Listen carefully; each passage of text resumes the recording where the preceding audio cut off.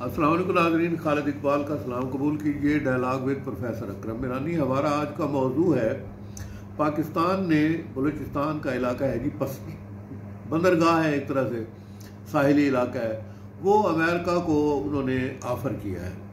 तो अब सवाल ये बनता है कि क्या इससे पाकिस्तान और चाइना के ताल्लुकात में कुछ सर्दमेरी आएगी? देखिए डॉक्टर साहब, हमारी जो ग्वादर की पोर्ट है वो चाइना ने तामीर की है।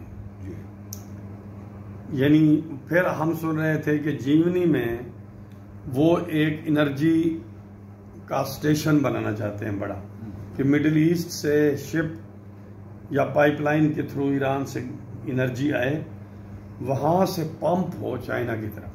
सही। अब चाइना ने लाजमी बहुत इन्वेस्टमेंट की है।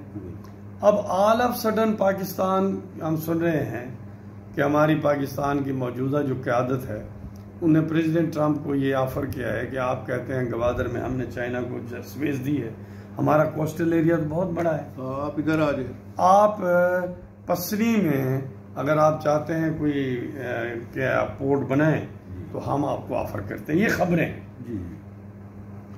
अब डेफिनेटली जब दो सुपर पावर्स को आप पसनी और गवादर के दरमियान 50-60 किलोमीटर फासला है, यानी मोर और लेस एक ही जगह है, एक ही जगह हो सकता। अगर आप दो बड़ी सुपर पावर्स को एक ही जगह पे ले आएंगे तो हमने ये देखा है, एक तजर्बा है जिबूती का।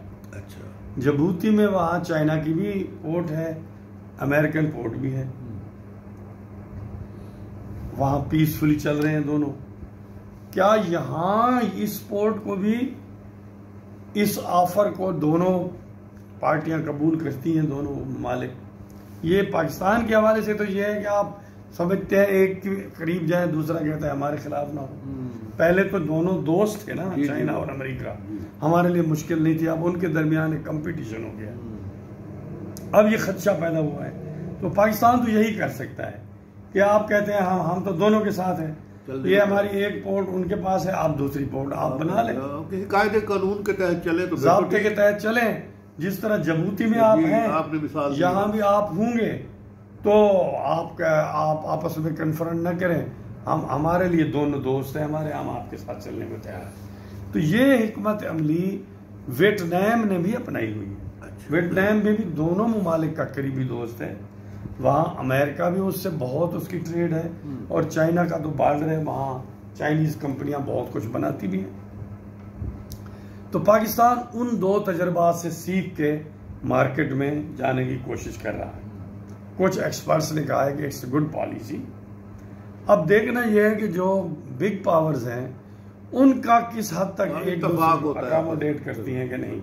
इससे डेफिनेटली, चूंकि चाइना बहुत पाकिस्तान में इन्वेस्ट कर चुका है सी पैक के हवाले से, तो उसके कान तो खड़े होंगे कि ये जो अमेरिकन अगर आ रहे हैं और यहाँ कहीं ये ना हो कि कोल्ड वार की जो शुरुआत है टेंशन की, वो यहीं से ना शुरू हो जाए। तो इसमें खदशात भी हैं, जी जी, इम्कानात भी हैं, बिल्कुल है। देखते हैं कि ये तजर्बा पाकिस्तान जिबूती की तरह और वियतनाम की तरह कामयाब कर पाता है या नहीं कर पाता।